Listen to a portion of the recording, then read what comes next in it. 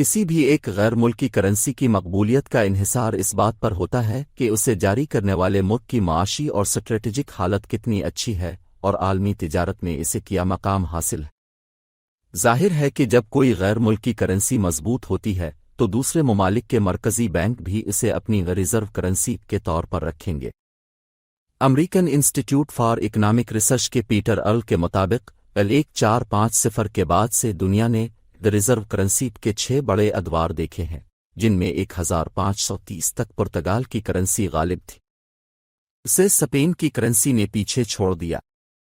اور 18 صدیوں میں نیدرلینڈز اور فرانس کی کرنسیوں نے عالمی تجارت پر غلبہ حاصل کیا، جسے برطانوی سلطنت کے عروج نے سمیٹ دیا۔ پہلی جنگ عظیم تک برطانوی پاؤنڈ سٹرلنگ زیادہ تر ممالک کی ریزرو کرنسی ہوا کرتی تھی،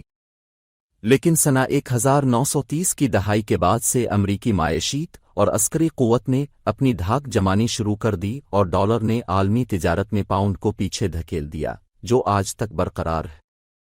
اعداد و شمار کے مطابق سال 2008 سے 2022 تک دنیا کی تقریباً 75% تجارت صرف امریکی ڈالر میں ہوئی ہے، اور آج بھی دنیا بھر کے 59% ممالک کے پاس امریکی ڈالر بطور ریزرو کرنسی ہے۔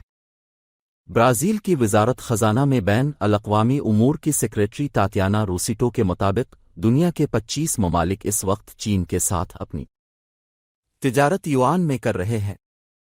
برازیل کی جانب سے تجارت کے لیے امریکی ڈالر کے بجائے یوان کو غیر ملکی کرنسی کے طور پر استعمال کرنے کے فیصلے کے بعد ہی اس کے پڑوسی ارجنٹائن نے بھی چین کے ساتھ تجارت میں ڈالر کے بجائے یوان کو استعمال کرنے کا اعلان کیا ہے۔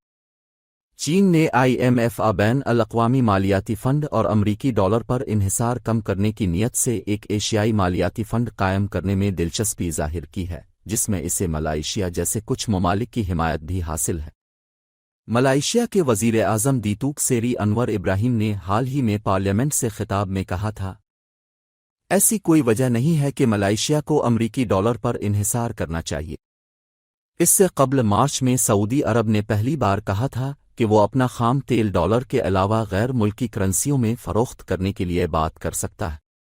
وال اسٹریٹ جرنل میں شائع ہونے والی ایک رپورٹ کے مطابق سعودی عرب تیل کی ادائیگی کے لیے چینی یوان قبول کرنے کے لیے چین کے ساتھ بات چیت کر رہا ہے۔ گزشتہ سال ایران نے کہا تھا کہ اس نے روس کے ساتھ تجارت کے لیے امریکی ڈالر ترک کر دیا ہے اور اب تمام لین دین روسی روبل میں ہوگا۔ ایران نے یہ بھی کہا تھا کہ انڈیا، ترکی اور چین کے ساتھ مستقبل میں تجارت کے لیے اس کا یہی ارادہ ہے۔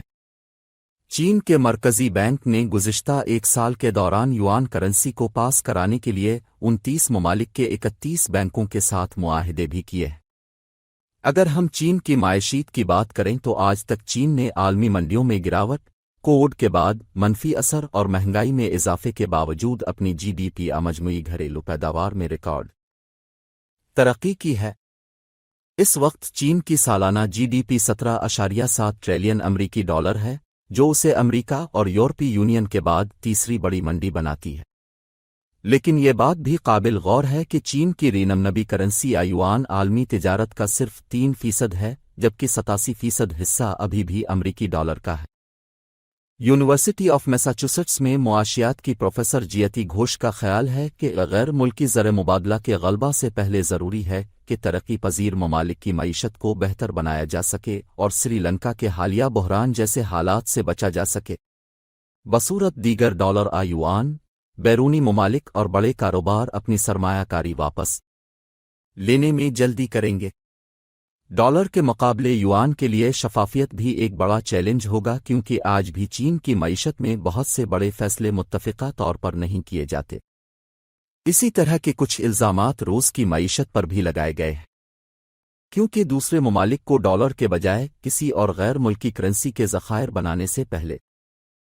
اس بات کو یقینی بنانا ہوتا ہے کہ اس ملک کی کرنسی طویل عرصے تک قابل اعتماد رہ سکے گی یا نہیں۔ معروف ماہر اقتصادیات پال کرگمے نے نیویارک ٹائمز میں لکھا ہے کہ اس بات کے امکانات قوی ہیں کہ بہت سے ممالک امریکی ڈالر سے آگے کی دنیا کو آزمانا چاہیں گے، لیکن متبادل بنانے کے لیے جس چیز کی ضرورت ہے اس میں کئی دہائیاں لگ سکتی ہیں۔